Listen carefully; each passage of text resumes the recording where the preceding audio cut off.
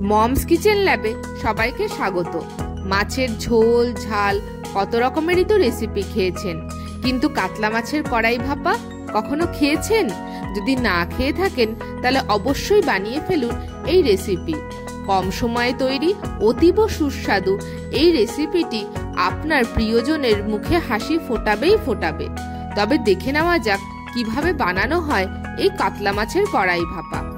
প্রথমে 6 পিস মাছে লবণ, হলুদ আর 2 চামচ টক দই দিয়ে ভালো করে মাখিয়ে নিতে হবে।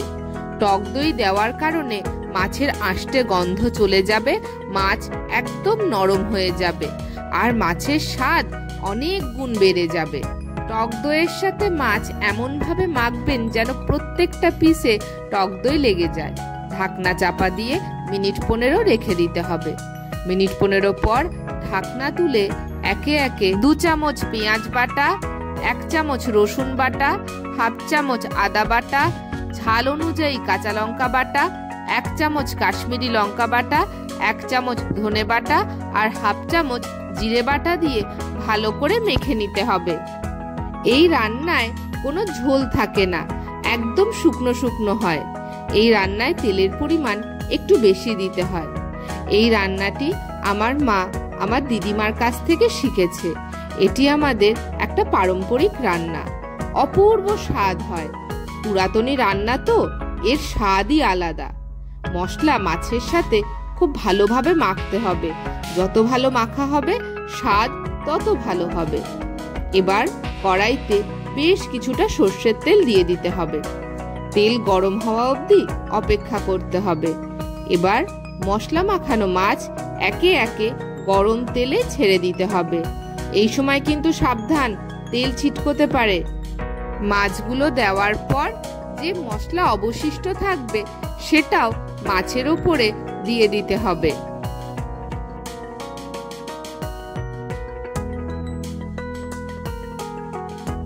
এরপর উল্টে পাল্টে মশলা সহ মাছ ভেজে নিতে হবে।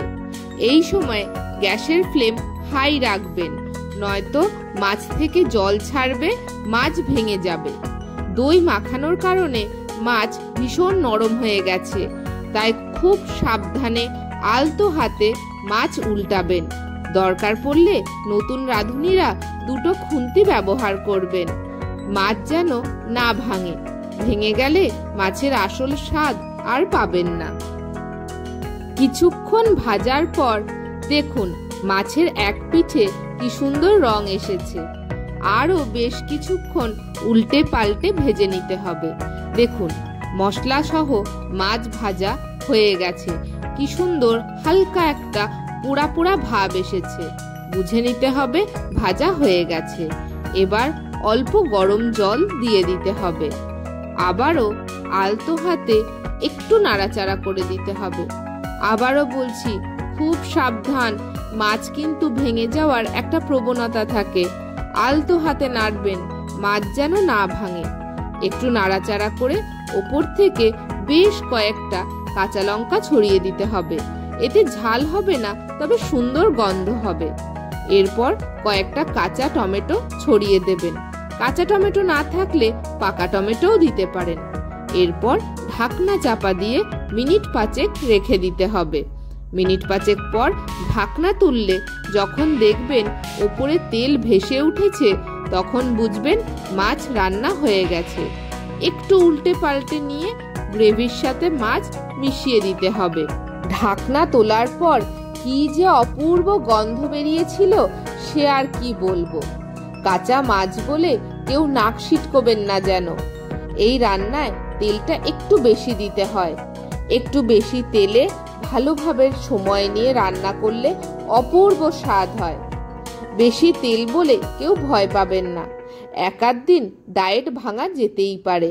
যেদিন এই ধরনের রান্না খাবেন সেদিন না হয় একটু বেশি কসরত করে নেবেন। হয়েই গেছে রান্না প্রায়। কয়েক দানা চিনি ওপর থেকে ছড়িয়ে দেবেন। এরপর সামান্য গরম মশলার গুঁড়ো ছড়িয়ে দিলেই তৈরি হয়ে গেল সুস্বাদু এই মাছের কড়াই ভাপা। এরপর ঢাকনা চাপা দিয়ে মিনিট 5 ধিমে আঁচে রেখে দিতে হবে। এতে গরম মশলার স্বাদ মাছের ভেতরে ঢুকে যাবে, স্বাদ আরো বেড়ে যাবে। সার্ভিং প্লেটে নামিয়ে গরম গরম ভাতের সাথে লাঞ্চে পরিবেশন করুন। আপনি তো আপনার রান্নার প্রশংসা পাবেনই, এর পাশাপাশি আরও আপনি এই রান্নার অনুরোধ পাবেন। ভিডিওটি কেমন লাগলো অবশ্যই কমেন্টে জানাবেন। আপনাদের কমেন্টের আশাতেই তো বসে থাকি। লাইক, শেয়ার ও সাবস্ক্রাইব করে মমস কিচেন ল্যাবের পাশে থাকবেন। আপনাদের যদি কোনো রান্নার অনুরোধ থাকে অবশ্যই জানাবেন। আপ্রাণ চেষ্টা করব সেই রান্না শেয়ার করার। আজকের মতন টাটা, দেখা হচ্ছে অন্য কোনো ভিডিওতে।